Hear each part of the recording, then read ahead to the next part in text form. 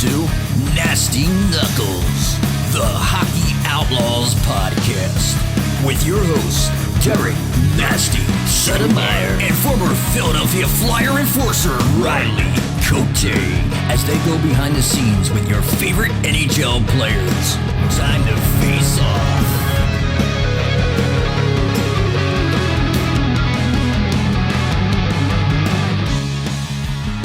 Welcome back. I'm Riley Cote. And I'm Derek Settlemyre. And this week we're so lucky to have a good friend. Met him a little while back. He's a seasoned filmmaker with over 40 documentaries under his belt. His next film that will be premiering early next month, November 7th, in selected AMC theaters in Philly and the New Jersey area, South Jersey area, is about former Flyer goaltender Pelle Lindbergh, who everyone just loved and adored. I just can't wait to see it. I was lucky enough to have a little interview with Charlie. But please welcome to the show, Mr. Charlie Minn. How are you, brother? I'm great, Nasty. Riley, how are you? It's Doing well. good to be on. Awesome. Great to see you. Appreciate you hopping on. Great to have you on, brother. I'm going to get right after it, Charlie. I got to know, most of your prior documentaries are based around crime. When did you decide you wanted to do a documentary on Pelle Lindbergh, and where did that inspiration come from? I know you're a hockey guy because we had a long conversation when we met, and we've been in touch and everything. But like, where did that come from? You know, my dad told me about Bobby Orr. I was born in Boston, and we were in Boston in 1970 when the Bruins won their Stanley Cup in overtime when Bobby Orr scored that famous goal and flew on the ice. And my dad would tell me about the big bad Bruins. And that's how I first got into hockey. As we fast forward to where we are now, you're right. Most of my work is true crime documentaries. One of my films was actually about the fentanyl crisis, the opioid crisis in Kensington. Wow, but wow. yeah, I got burned out doing all that. So hockey's my love. And I had a chance meeting with our buddy, Bill Meltzer. I know you know Bill. Yep. And this was 4 years ago. And I was just struck by Bill. What a hockey guy, but more importantly, what a good man, just in general. Yep. And if it wasn't for Bill, there's no movie. He helped me get a lot of people in the movie. And here we are now. And this is one of the most emotional stories in Flyers history. And the fact that Bernie passed away gives it even more emotion, because Bernie and Pelle, they were like father and son. Yeah, that's true. Yeah. It's certainly a heavy story, and you know, it sounds like it's right in your wheelhouse of, you know, the type, I guess maybe the types of documentaries you lean into. But you know, how does that conversation come up when you meet with Bill Meltzer? Because I mean, I guess there's not that many probably that traumatic of stories with the Flyers themselves. But like, how does that come up when you're having that conversation 4 years ago about Pelle specifically and telling that story? Yeah, I'm not sure if we even talked about Pelle that day. We just happened to start talking hockey and said, hey, where are you from? And all that. And then I learned how passionate he was about hockey and how well-versed he was about the Flyers. And this was back in 2021. I'll never forget it. It was before a game against the Lightning. And we stayed in touch, not every day, but over the last 4 years, we would just stay in touch. And finally, when 2025 rolled around and I was looking for a new topic and I kind of wanted to get away from the true crime genre, I fell upon the Pelle Lindbergh story because I looked and I said, wow, 40 years. And I saw Pelle play live at the Nassau Coliseum in 1983 at the All-Star game when Wayne Gretzky lit him up for 4 goals in one period. And I saw him play as a player against the Islanders when Gene Hart and Bobby Taylor were doing the play-by-play in color. And Bobby Taylor's in this movie as well. Oh, wow. So because of Bill, I was lucky to get a lot of familiar names. I mean, when Flyer fans watch this movie, they're going to reminisce. It's going to make them feel younger, just to go way back in time. Brian Propp, Dave Brown, Murray Craven, even Chico Resch, who came to the Flyers during that season after Pelle died. So there are countless names here that people will recognize. Mark Howe. We have Hall of Famers in the movie. Of course, Bernie Perron. He might have given me one of his final interviews on record. So the stakes have been raised now, and I can't wait to release it. And Derek has a very poignant moment in the movie because Pelle gave Derek his duffel bag from the 1980 Olympics, and it's one of my favorite parts of the movie. That, along with the Philadelphia Spectrum. I have an angle on the Philadelphia Spectrum, which is dear to my heart. Even though I'm not a Philadelphia guy, there's something about that arena. I can't tell you what it does to me from an emotional standpoint, whether it's Dr. J, Mel Bridgman dropping the gloves, WWF back in the day. Yeah. There will never be another Spectrum again. And I don't know if I told you this, Derek, but hockey to me in the 80s was what it was all about. I love that era with Wendell Clark, Cam Neely, Rick Tocchet. Oh, yeah. Yeah. I really can't watch hockey now. I mean, I'll watch it, but it's just too soft. It's too soft. Hockey's a man's game. Okay. It's an emotional game. And when I see a guy like Mason Lohrei out there not hitting a soul, I can't watch it. I mean, let's play ping pong while we're at it, huh? so hockey to me is the 1980s with the Flyers. Yeah, I know a little bit about the 70s, but to me, hockey really came alive in the 80s. Yeah, I mean, we talk a lot about that sort of thing. Riley and I both. I mean, Riley actually did that job. I didn't. I just watched. Well, I wasn't Wendell Clark or Cam Neely, but but I'm talking about the toughness. But you're right. You're right about the passion, and I think like in the playoffs you have a bit more of that, right? Like because everybody wants to win, and you see even guys that don't normally do that. And we all know it's not going to go back to 5 fights a game, and I don't think anybody wants that. But like you said, you want to see guys finish their checks. It's a man's game, and it should be played harder with passion. And out of that, some scraps happen, and we have seen some scraps this year. There's no doubt about it. But I know what you're saying, Charlie, for sure. I had a question for you. Who are some of the people or who gave you the most insight on Pelle as a person? Did you feel like throughout the whole everyone that you interviewed, which was a ton of guys? Yeah, I would say, and this should be no surprise to people who know about Pelle. Pelle's best friends were the trainers, and Kevin Cady was possibly his best friend out of all of them. And I know your dad was very close to Pelle, and so yeah, I mean, I would say it was Kevin Cady, but all the interviews were very insightful, from Murray Craven to Rick Tocchet. Rick Tocchet was front and center that morning when the crash occurred. And there are no stones left unturned here, guys. I mean, this is a clean sweep of what happened that morning. I think what most Flyer fans, even the diehards, they only know that Pelle drank, drove, sped, and that was it. This film gets into the why, when, where, how, you name it. And we got the first responders in the film. We have the 2 miracle crash survivors in the documentary. So this film has it all, in my opinion. And your buddy Baller was a huge help. He filmed some of the interviews. We went to get Rick Tocchet in his hotel suite in in New York, when Vancouver was playing the Rangers, and he was nice enough to allow us to go up to his suite and film him. And I think it was because of his love for Pelle.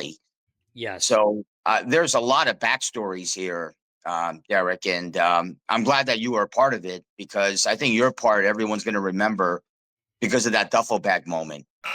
Driving hours outside of the city for your cannabis makes no sense when Camden Apothecary is just 5 minutes from Center City.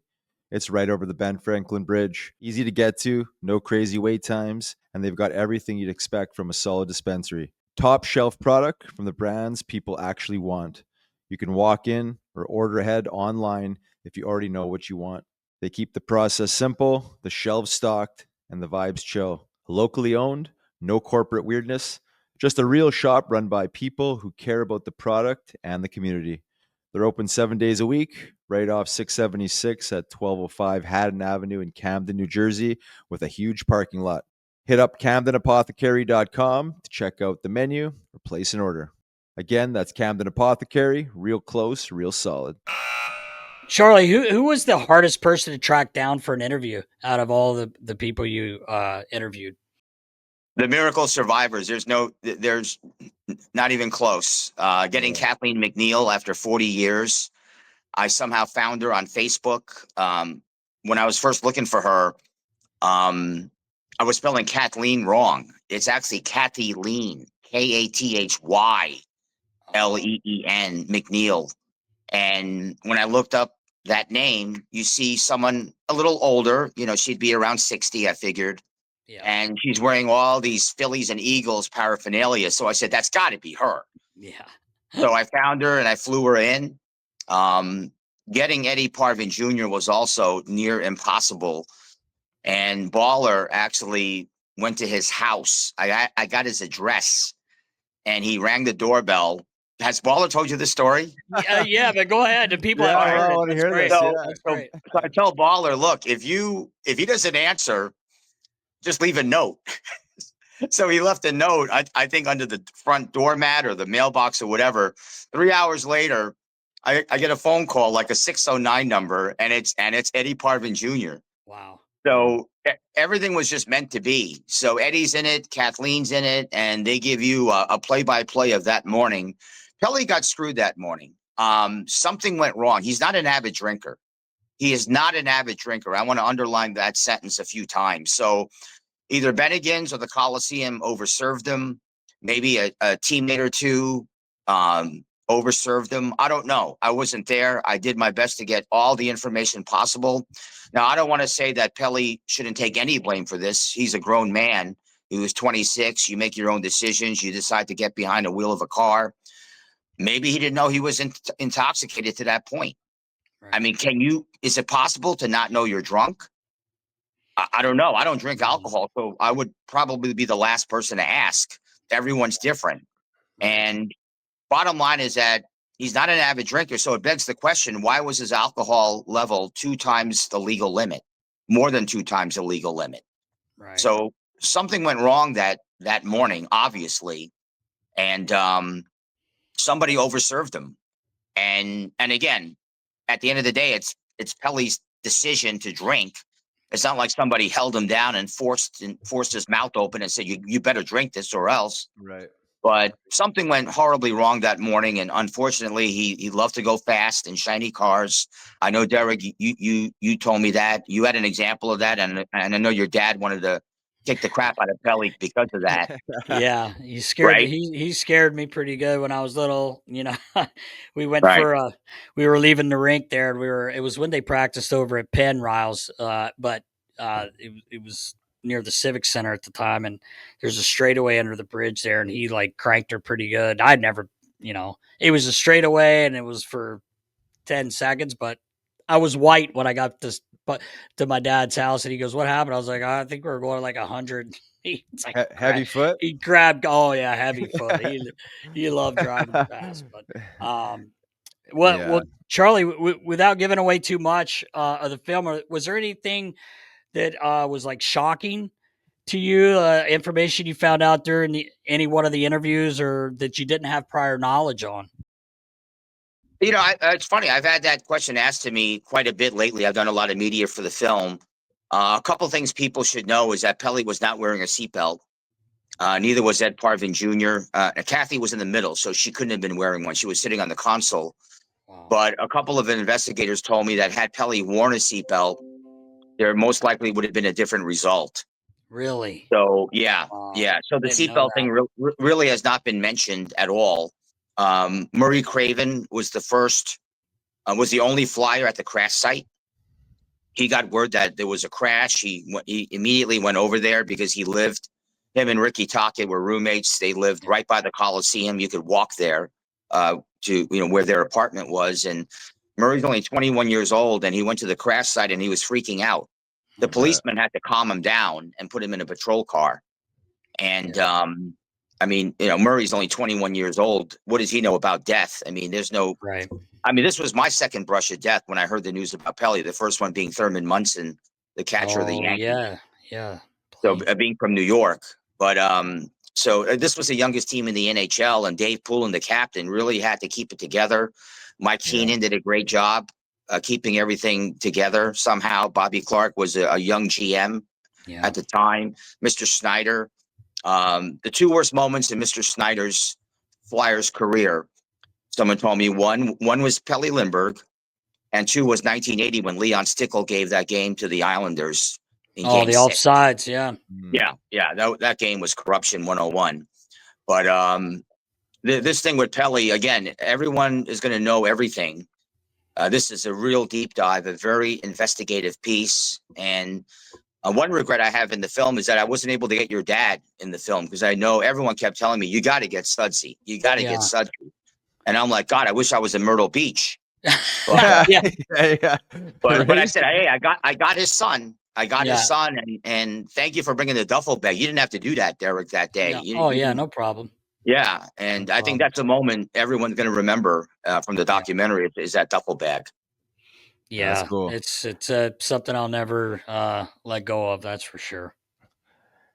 Charlie, I had a question, kind of going back to when you're interviewing some of these people. Obviously, some had closer relationships than other to Pelle. Like how do you craft the language to be sensitive to their situation without potentially like triggering and maybe the answer going in a direction you're not really looking for? Like, obviously you're a seasoned vet here, but walk us through like how you craft some of the language, because it's got to be a skill in itself to cue such sensitive matter out of someone that was involved in such a traumatic event.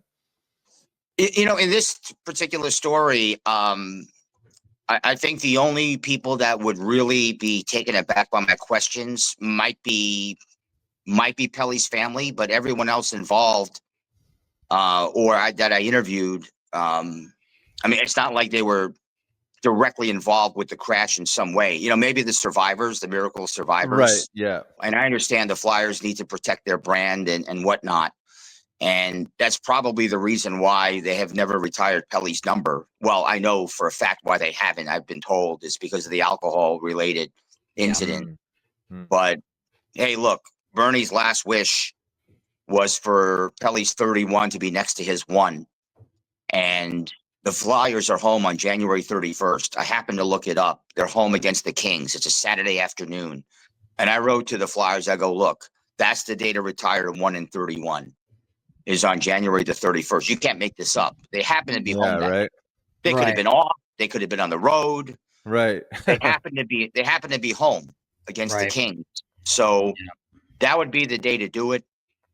I think that would make Kim Perrant very happy, who I just interviewed for the documentary.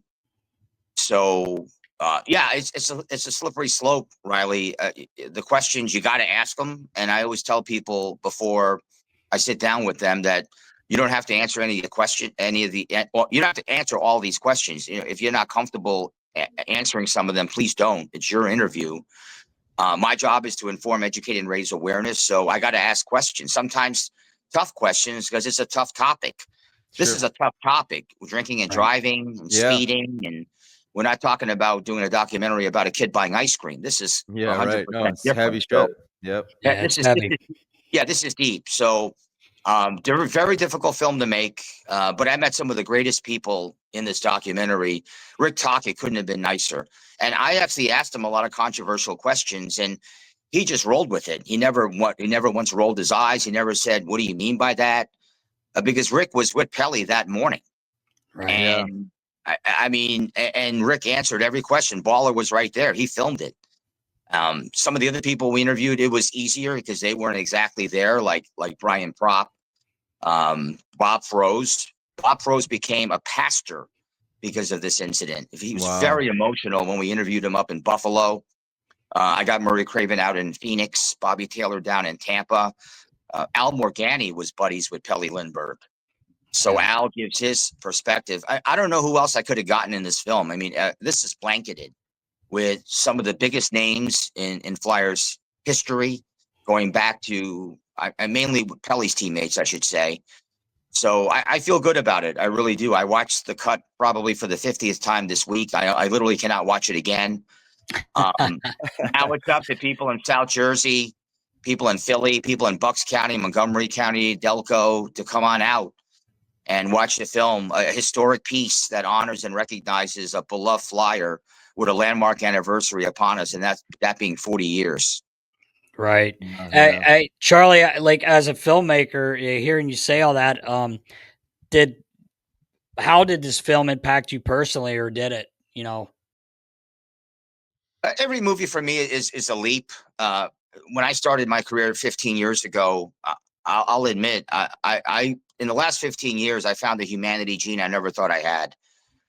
Honestly, I lived a very selfish life, but now I empathize with a lot more people of what they went through, to the point where I have a section at the end of this film that honors most of the fallen flyers in their history.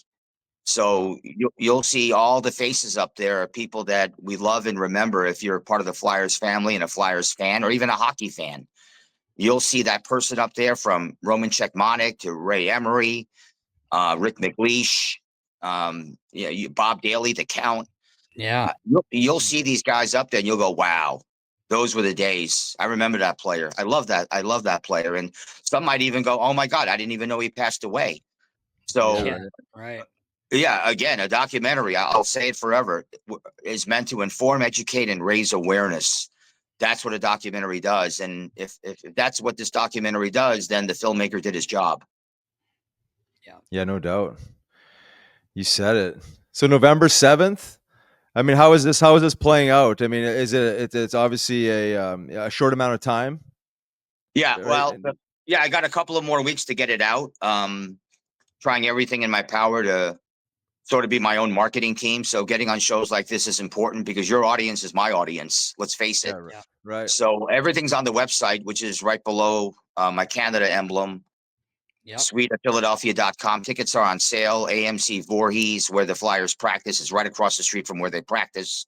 AMC Cherry Hill, AMC in Fashion District in Center City. And we're trying to add some Pennsylvania suburbs to the mix, because I know when people, if they live in Bucks County, Montgomery County, they'll be like, oh God, I don't want to go to downtown. And right. I don't want to fight the Jersey traffic. Are you kidding me? I'm not driving to Cherry Hill. So we're trying to put it in Neshaminy. I hope I'm saying that right. Possibly Plymouth Meeting, so that people who live in the Pennsylvania suburbs near Philly, they don't have to drive an hour. But I would say, even if they have to, I bet you some Flyer fans will, because this story is very deep. And again, as I said earlier, even the biggest Flyer fans, all they know is that Pelle drank too much, he drove, and he crashed his car, and that's it. I mean, I have a better chance becoming pregnant than them knowing who the two miracle survivors were. Yeah, right. Yeah. It's so true, though, right? No, they don't know Right. Kathy or Ed Parvin. Now, Ed Parvin's dad was friendly with the Flyers because he did all their real estate. Yep, I know. From Cherry Hill. So, and I know, Sudsy, your dad, Sudsy knew Ed Parvin Sr. Yeah, And yeah. And Eddie was his son. Eddie was the one in the car with Pelle, and Eddie was close to Pelle. He visited him in Sweden. Yeah. So, this film will make you think, reminisce, laugh, cry, and make you feel younger. The Spectrum section is one of my favorites, because I feel young again. I feel like I'm back in the 80s, when my dad was still alive and life was so innocent. There were no cell phones. There was no social media. There was less hate and violence, it felt like, and less negativity. Now it's a free for all. I'm not a fan of the direction this world is going in. Hockey is my escape. It honestly is.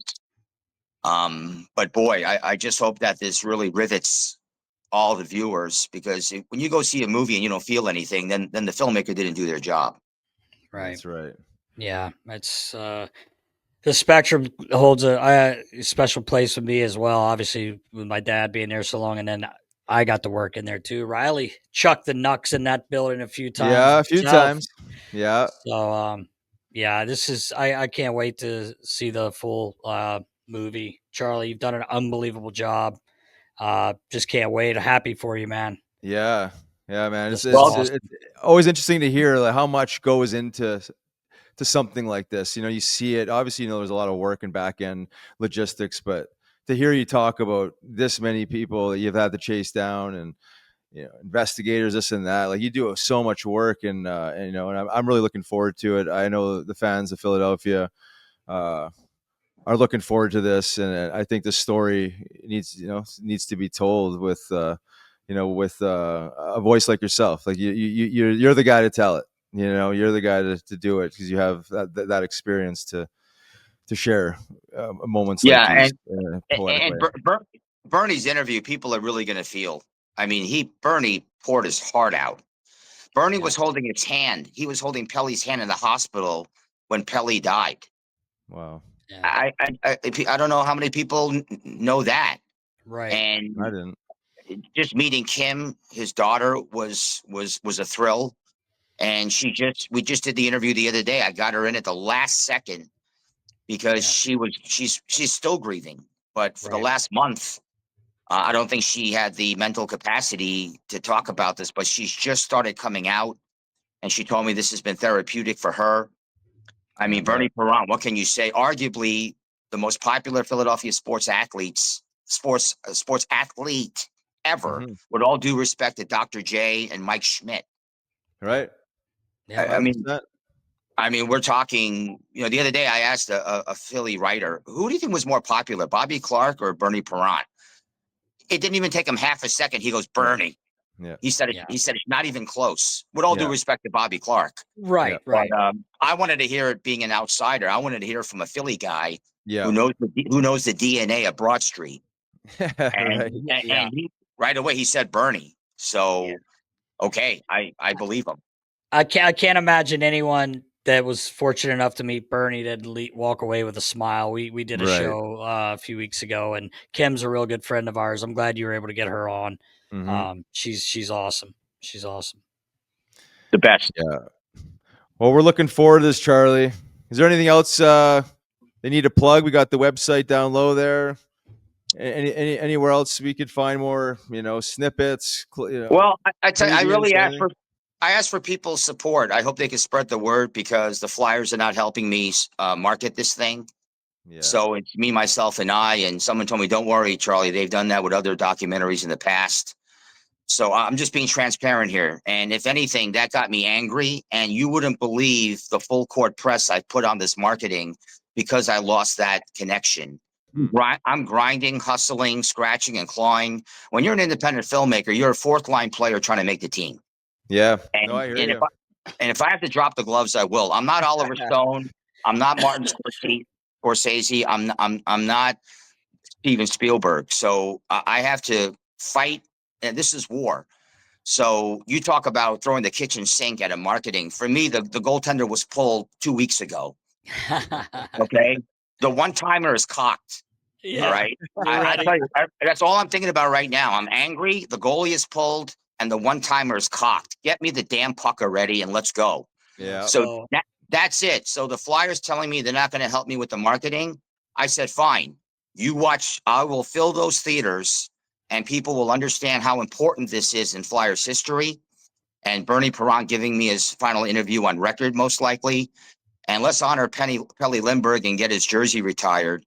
Because I didn't meet one person, not even one person who said anything negative about Pelle Lindbergh. And that goes for Bernie Perron, too. Those two couldn't be more alike.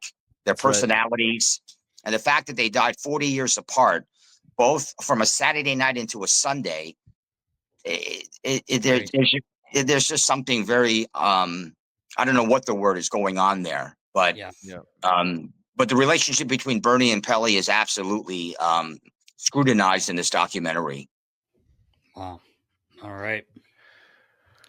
Well, we're looking forward to it. We'll help you as much as we can, pushing this out there.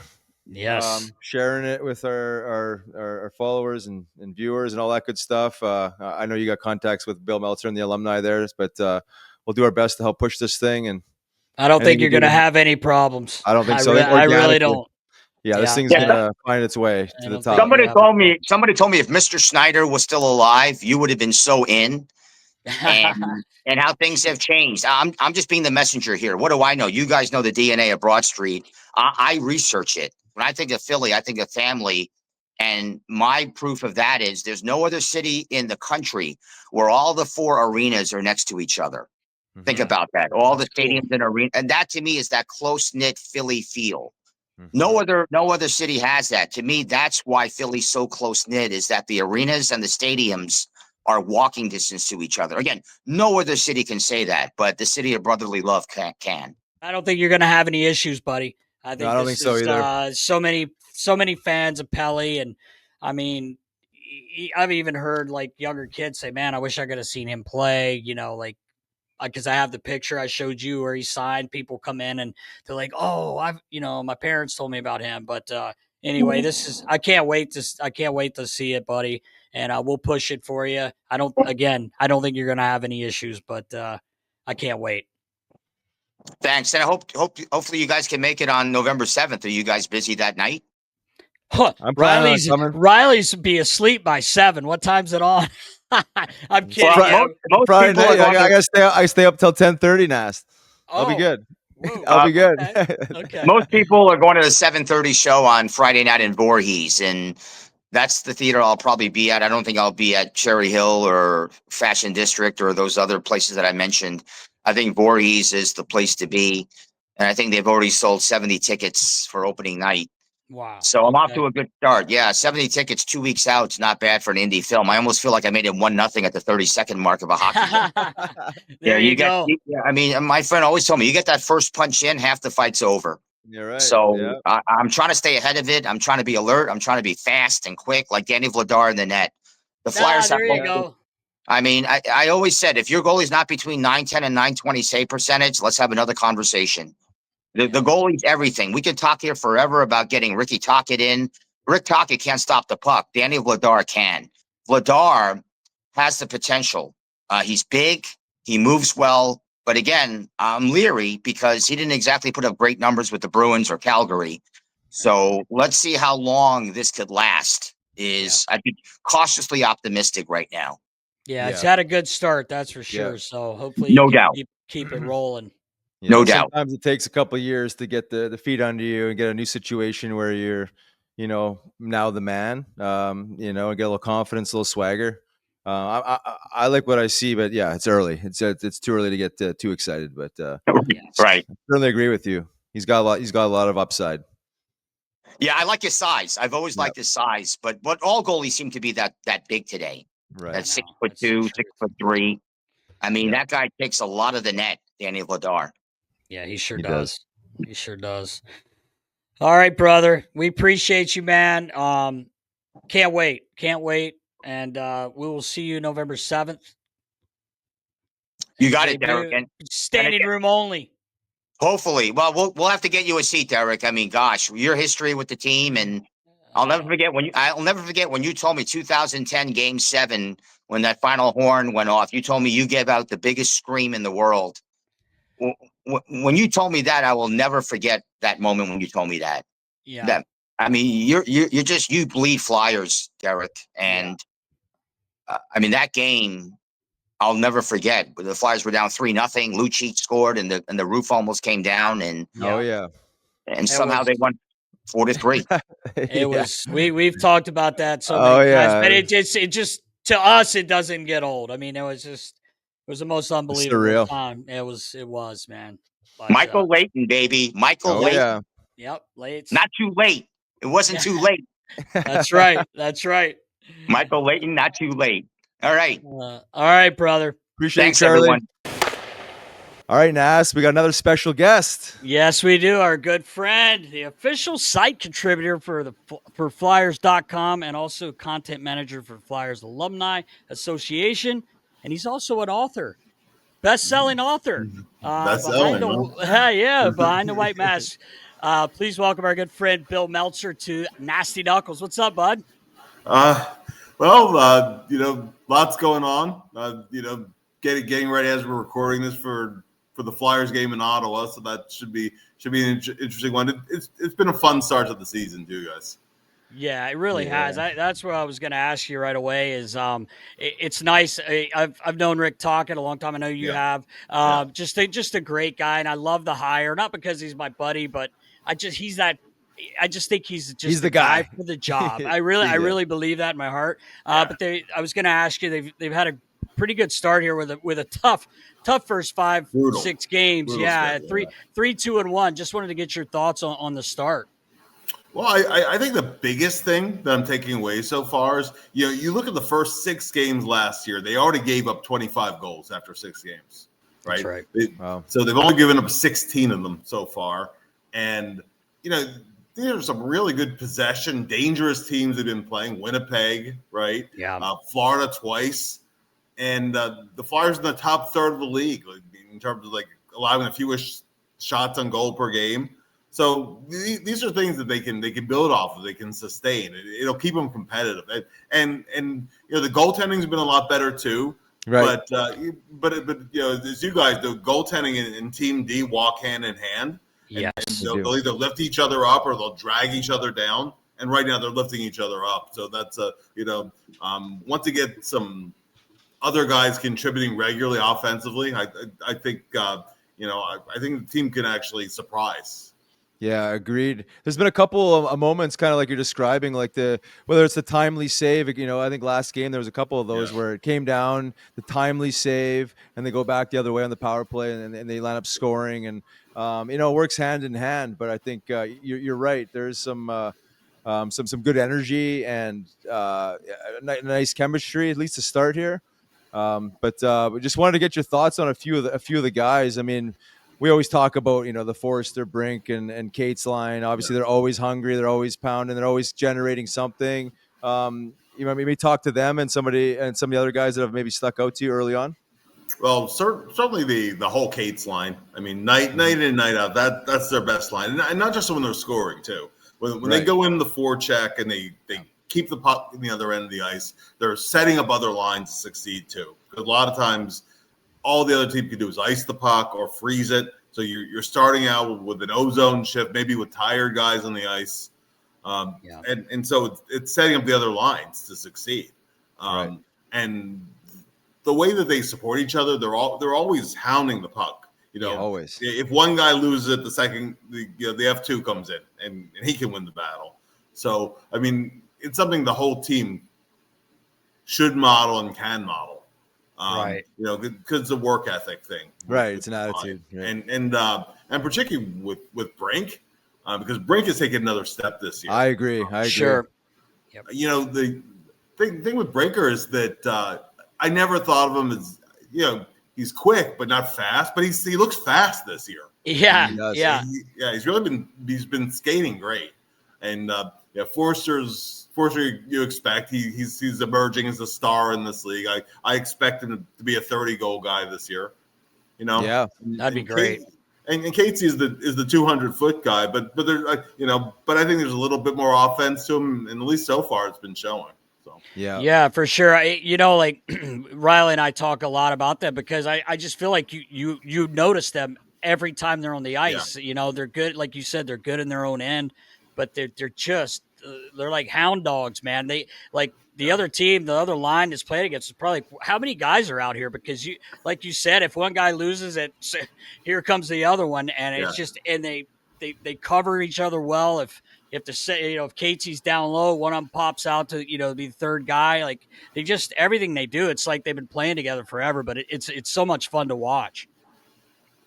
Yeah, and now that line, have that line that works. Now it's just finding a second line that works, and getting other guys contributing. I mean, because here the Flyers are, they're 3-2-1, and TK got going last game a little bit, and that's something he can build off of, and we've talked to death about Michkov's slow start, but hopefully last game was a turning point for him and something he can build off of. Because if you can get a couple lines going, then then it's a whole other level. Yeah, for sure. Yeah. What have you thought? We kind of touched on it, but Dan Vladar stepped in and he's played really well. He's been a backup basically his whole career, but he came in here and I know it's very early. It's very early, but he's played well. He's big in the net, obviously. Yeah. I think he's been pretty good so far. Oh, for sure. He started turning that corner last year after Four Nations. He had 7 starts down the stretch, and of course Calgary ended up losing out on the playoffs by tiebreaker. They're off to a terrible start this year, but last year they missed out on the tiebreaker, and so every game was a must win. And Vladar, he got 7 starts down the stretch, and numbers aren't everything, but his numbers were actually better than Wolf's down the stretch. Of course, Wolf was getting by the stretch drive. He was getting a lot a lot of minutes, but yeah, but when he needed the other guy to go, I mean, Vladar was holding up the fort, and it was really because he was finally healthy after the hip surgery. It took him a full year to kind of get back to where he was at, because he had that point a couple of years ago. I think he was NHL second star of the week because he had back-to-back shutouts, and then he hurt his hip. right. And then he was kind of, so he's always had that ability, but it's been opportunity, it's been consistency a little bit. So hopefully it's for real and he can continue with it, because as you said, he's a big goalie, he's athletic, and I'll tell you that play he made in overtime the other day, that took some guts to keep the play going there. Yeah, but right. They wouldn't have scored. They wouldn't have scored if he hadn't. So that's right. Any other guys jump out to you? I was watching highlights of the Kraken game there, and I didn't realize it was Jett Luchanko's first shot on net. Can you talk to maybe what you're seeing with him, and where he fits in his development?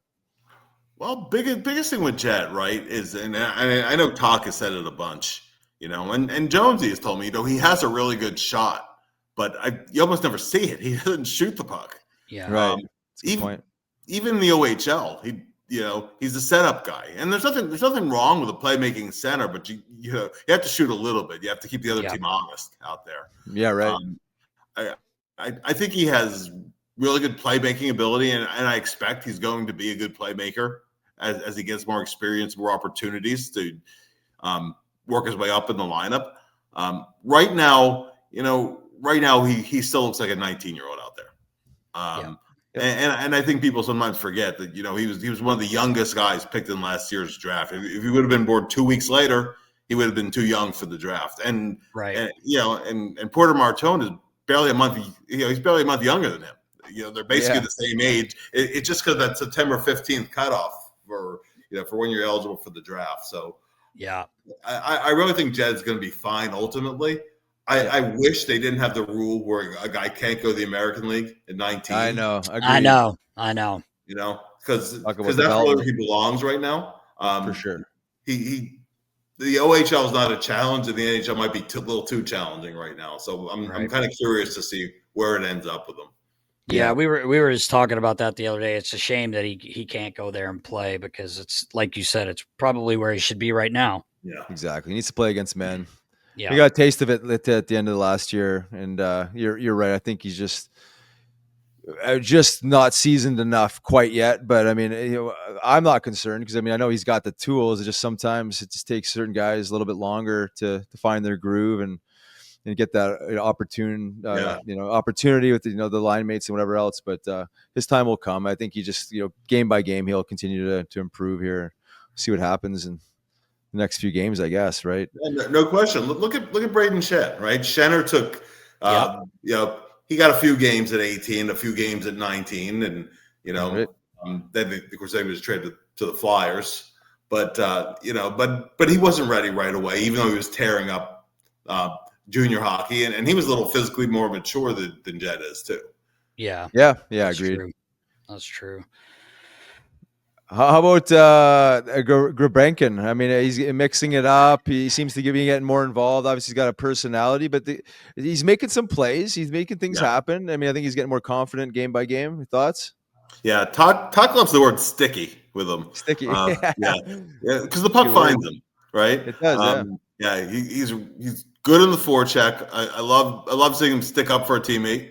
That was So he has guts. He's not afraid out there. He has adjustments he still has to make, particularly when he's coming through the neutral zone. Sometimes he doesn't have a great game plan coming through there, but that's experience. Yeah. I think Talk worries a little bit about some of the turnovers. But ultimately, there's a lot to like with this kid, because and that's the guy who I think that as he matures could be a guy who can play up and down the lineup a little bit too. It's good to have those versatile guys you can kind of move around a little bit. Yeah, I agree. How about on the back end? Anybody surprising you, or expectations? Certainly. Sandy has, but you expect that. at this point. Right. You know, my concern is he tends to have really good first halves, and then he plays so many minutes. Well, and he goes in that first half. Like he's skating up, he's up in every play. Yeah. Oh, he's been great jumping up into plays offensively. You know, he's off to a great start in that regard. You know, and he's probably going to play in the Olympics, like he played in the Four Nations last year. You know, I just want to see them manage just a little bit so he has something left for the the stretch drive this year. York had that great preseason, started the year on injured reserve, which kind of sucked for him and sucked for the team. Yeah. But you know, but he kind of picked up where he left off, like last game, and not just the 3 assists either, just the stick on puck plays he was making defensively. Yeah. You know, I mean, if he can do that on a regular basis, then they're set there. With Drysdale, I want to see more offense out of him. You know, I think he needs to be a 40 to 50 point guy at minimum to really, you know, given where he was drafted, given the trade that brought him here, he's put on a lot of muscle, and he has been improving defensively. He'd never played a zone D before he came here, and that definitely took. Yeah. He'd only ever played man to man, and so it took him a long time to figure out the system. Right. The box and one is helping him too, because you always have the center helping over the middle there, and so that's been a big thing I think that's helped him, and I do think he's getting better as an all around player. But the Flyers need that kind of offensive guy on the blue line for sure. And I think he has to be that guy. He has to. Ultimately. So, Steeler is Steeler. He'll block a ton of shots. You know what you get game in and game out. And the third pair still worries me a little bit. But I will say that Juleson has settled in a little bit after kind of a tough preseason. Right. Yeah. I have to tell you too, Bill, you were talking about Cam with his stick on puck, you're totally right about that. Riley likes to call that a pool skimmer. Get the pool skimmer out there. He's got him and Tyson Foerster have the pool skimmers out there. That's great, man. So the Swede of Philadelphia is coming out, directed by Charlie Minn, and we had him on, and he was just crediting you for all your help. Could you tell us how this all came about and everything you did? Well, truthfully, I don't think I did anything special. I was happy just to say what I remembered, from the book, because it's been a long time. We wrote the book, I think, back in 2007. Thomas Tinander wrote the Swedish version, and I did the English version of it. So it's been a long time since I worked with the stuff, but I was happy to tell him what I remembered and pass along contacts. That's really was my main role in it. But it became a passion project for Charlie, and he got it in record time to be ready to roll. It sounds like it. He was recording interviews last week. I think November 7th is when it comes to the theaters. So credit to him. But I mean, he did so much work on it. He was able to get Kathy McNeil. We weren't able to get Kathy when we did the book. Right. Eddie Parvin did talk to Thomas for the book, but Kathy's not in there. We weren't able to get her for it. So, but he has Kathy. She talks it. His stuff with Bob Froese is tremendous in it. He did a one-on-one with Talk, and actually they did the interview with Talk actually before he was hired as Flyers head coach. So he was still at Vancouver at that time. Oh yeah, so kind of funny how that worked out. But I mean, Pelle was such a compelling guy.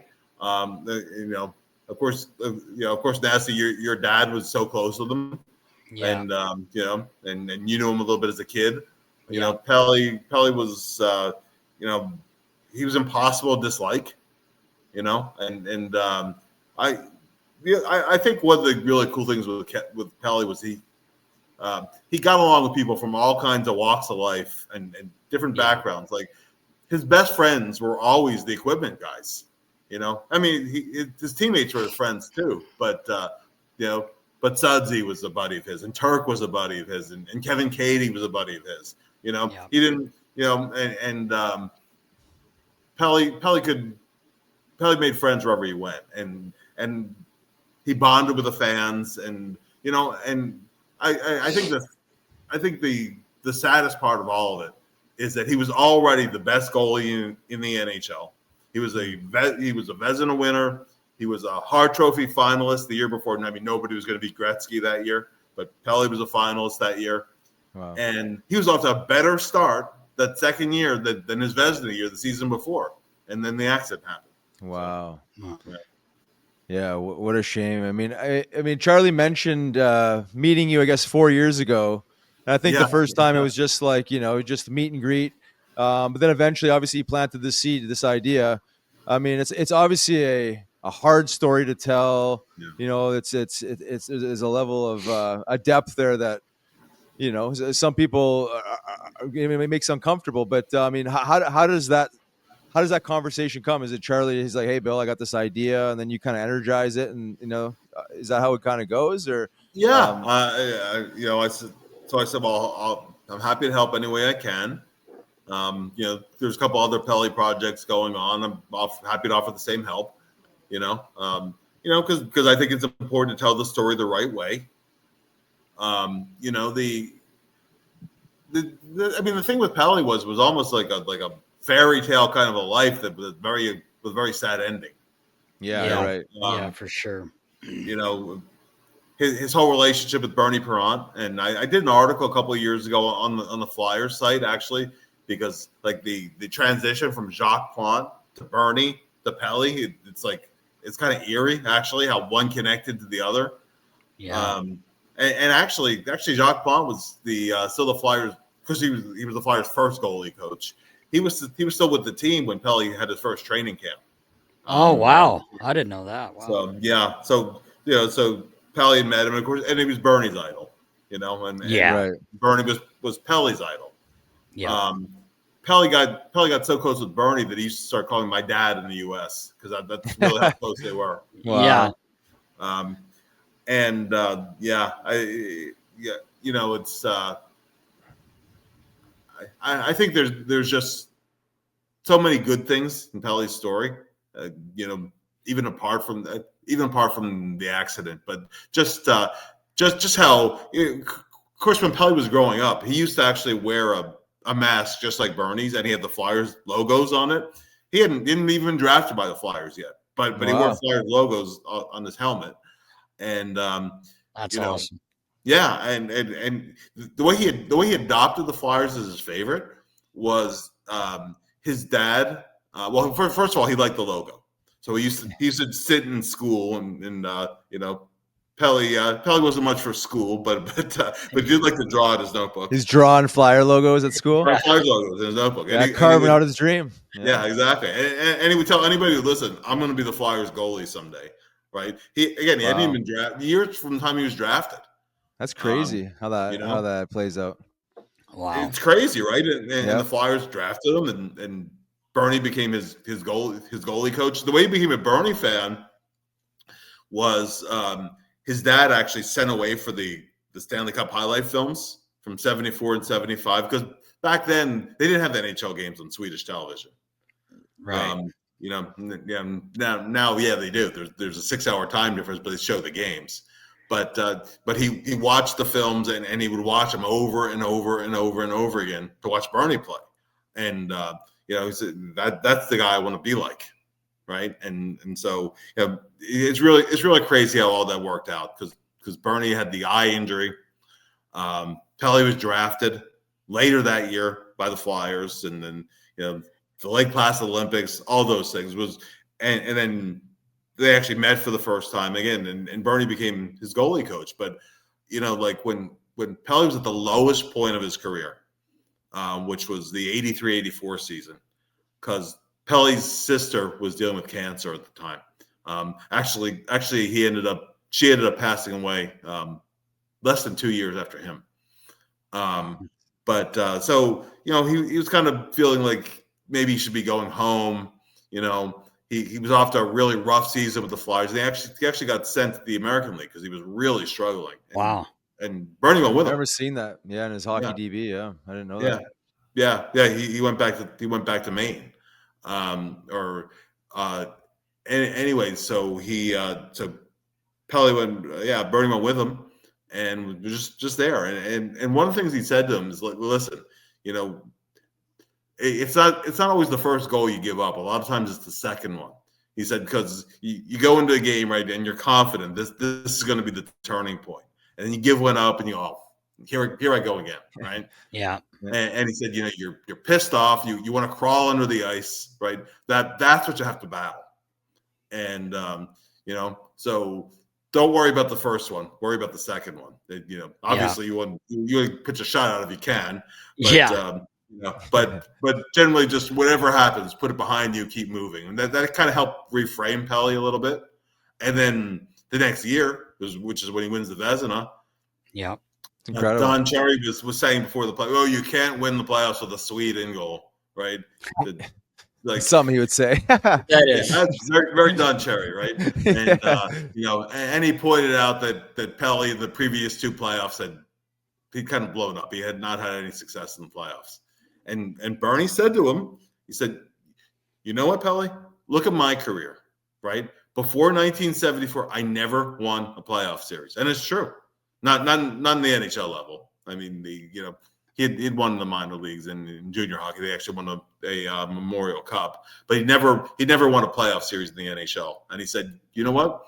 We won the Cup in '74. Nobody ever talked again that I never won a series before that. Yeah. Right. It's always a conversation before, and then it's always a conversation before, right? Yeah. So they were playing, I think, the Islanders in the first round. Go out, win tonight, right? Win tonight.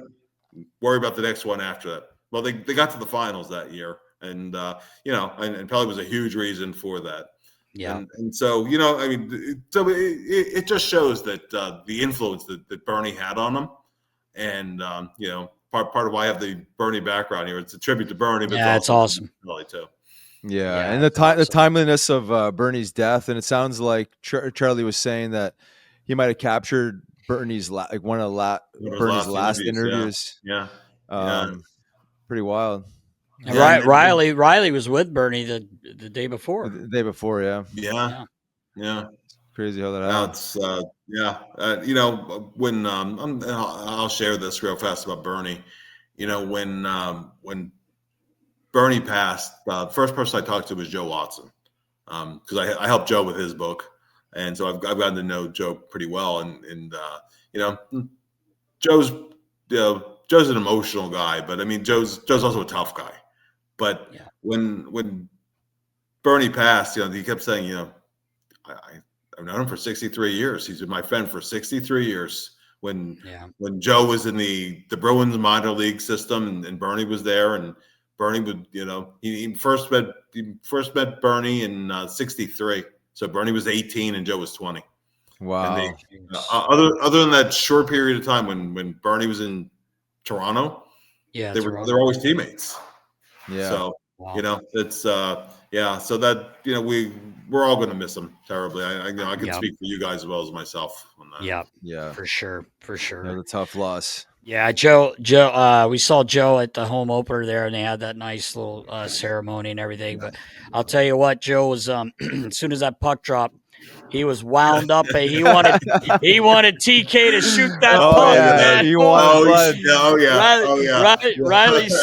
Riley's sitting right in front of him with his two daughters, and I knew it was gonna get TK's looking. It was basically a 2-on-0 almost 2-on-1, and it was in second period.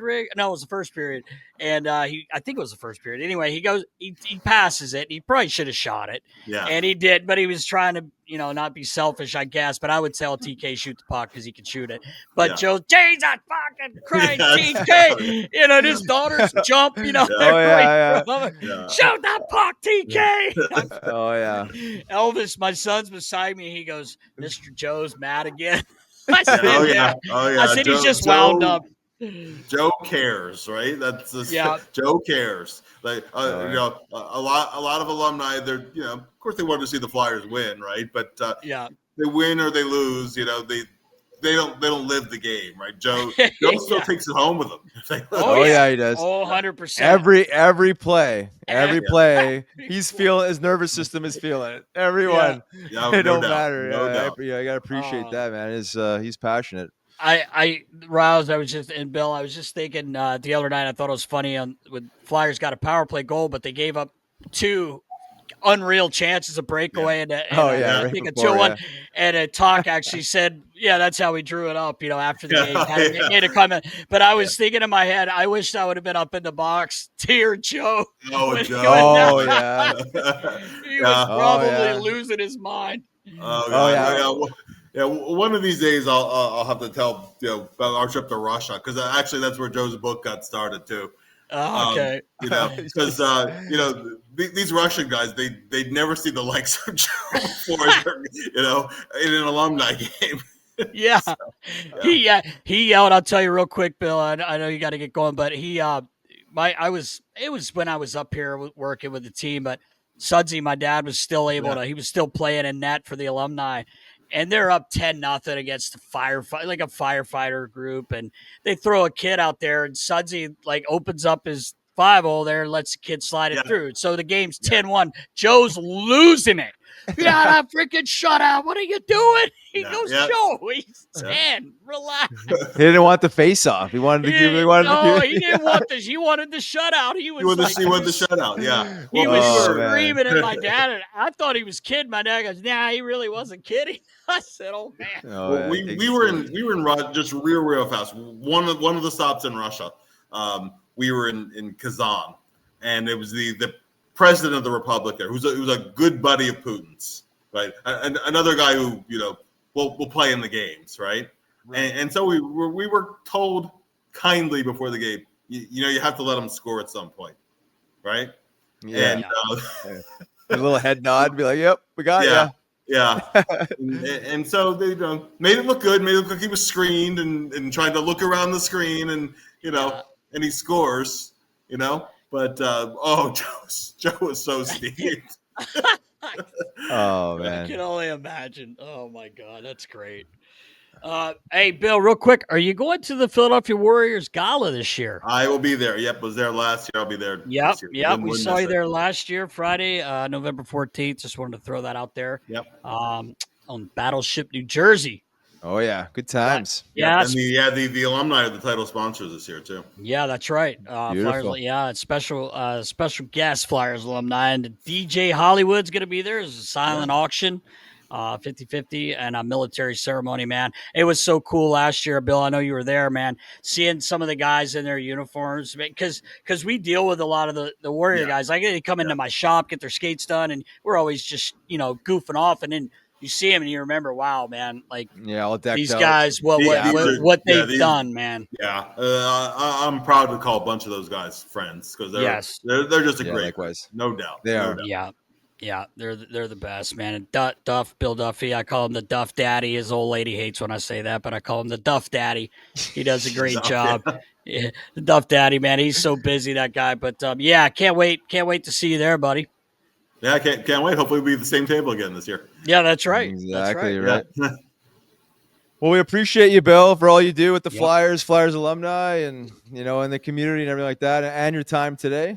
I know you got to get back to business. It was fun. Yeah, we appreciate you. We'll have to have you on again. Get your insights on the season. So, have a good rest of the night. Enjoy the game. Yes, sir. You too, guys.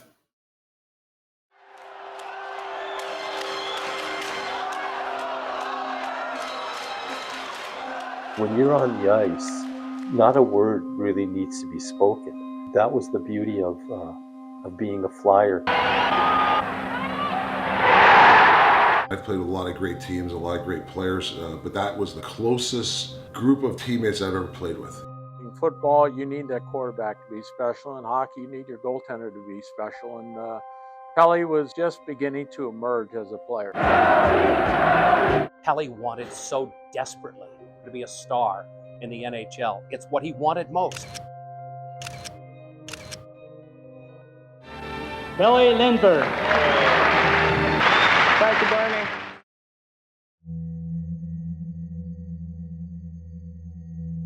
By all accounts, Pelle was not a drinker. He picked his spots carefully. He would drink, but to be impaired, intoxicated, very rare. And then the next thing I know, all I seen was a white wall. I said, Pelle, there's a white wall. There's a white wall. It was a horrific scene. The car was mangled. The headlight in front of Pelle had to be back 3 feet from where it initially should have been. I read an article, you almost got into the Porsche. Is that true? Not really.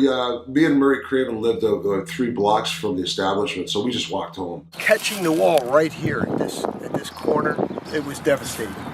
And he went into cardiac arrest, and CPR was started immediately. Talked to the police. I asked him, I said, is he going to be okay? And the police officer said, he'll be lucky to live. Police officer asked us if we had to identify a body. And I remember looking at Murray, and Murray goes, I can't do it. My gut was turning, and I didn't know what to do. And he passed away when I was holding his hand.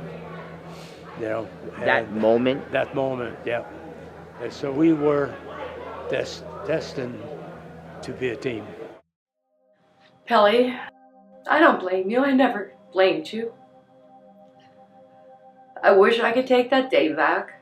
And so many people you've touched in your life miss you.